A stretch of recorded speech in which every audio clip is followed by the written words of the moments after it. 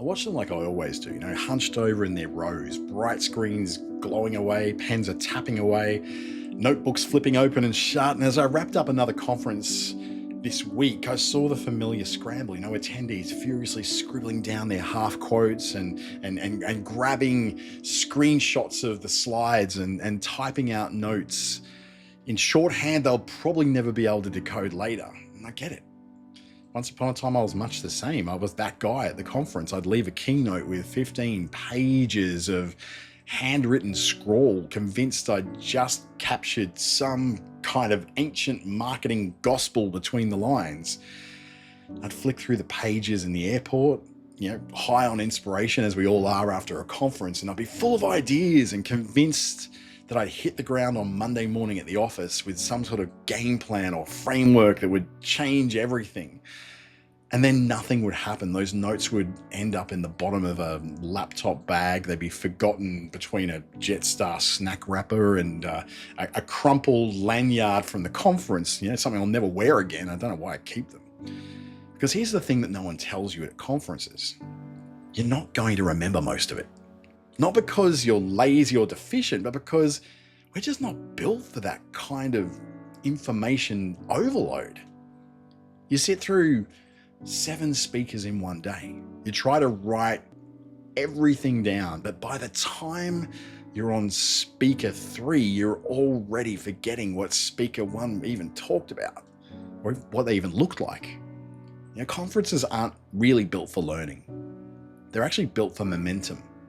But most of us don't have a system to turn that momentum into real action afterwards. And without action, that inspiration's just going to die in your notebook.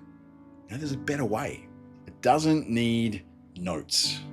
And these days I don't take notes. I record. I drop my phone on the table. I open an AI transcriber, in my case Limitless, but you could use Otter or Whisper or something like that, and let it capture everything. There's no more missed moments, no more indecipherable quotes that I thought were profound at the time, but now read like some kind of ancient runes from a Nordic culture or a sleep-deprived monk in the Himalayas. When I get back to the hotel now, I dump the transcript in ChatGPT or Perplexity or whatever my thing at the time is. Right now, it's Google Gemini, and that's where the real magic happens, because I'm not skimming notes anymore. I'm interrogating my notes. Things like summarize the main point of the presentation, or what's a practical first step I can take with this advice? Or are there conflicting viewpoints on this? See, now I walk away from conferences with working insights instead of these well-intentioned notes of chaos and disaster. And even better, I've started building actual projects out of these sessions. Turn one great point into a blog post or a course module or a workshop, which is what I do a lot of, or a product feature. I'm not just learning faster, I'm doing more with what I learn. And that's a key difference with doing it this way, because this has made me rethink how I speak at conferences too, because I do a lot of that. And for a long time, I did what most speakers do. I delivered my same keynote over and over again, the same frameworks, the same advice, and I'd walk off stage and I'd smile for a few selfies and get the polite, great talk on the way out from some really nice people, and then nothing. No one followed up, no one tagged me, and if anyone took anything from it, well, I wouldn't know.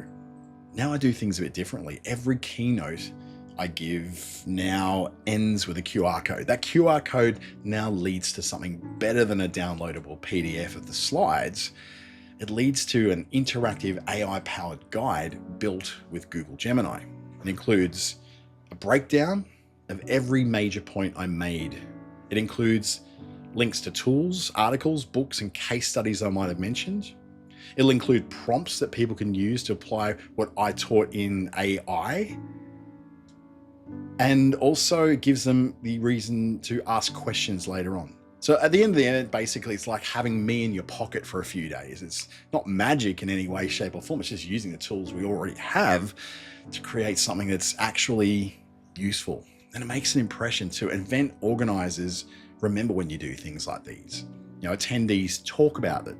People come back weeks later still using it. I can see it in my analytics, because that's what you do. You plug your Google Analytics into it. And this tiny difference is why I keep getting these weird bookings from everywhere. There's something you can learn after a while in this conference circuit, that most presentations, they kind of blur together, right?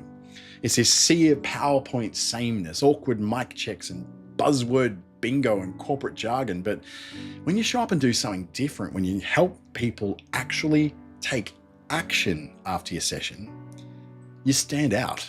Not because you were more entertaining or more charismatic or better looking, but not even because your slides were prettier, but it's because people did something as a result of hearing you speak. And that's what makes you memorable. That's what gets you invited back. So if you're heading to a conference soon, well, here's my advice. 1, stop trying to write down every word. Stop stressing about catching every quote from the speakers, and please stop asking for the slide like that's ever going to help you. You're never going to look at them. Instead, record the talk, transcribe it with AI, ask smart questions of the transcript later on, pull out one thing you're going to apply, actually apply it. That's it. No one's giving out medals for the fattest notebook at the end of the conference.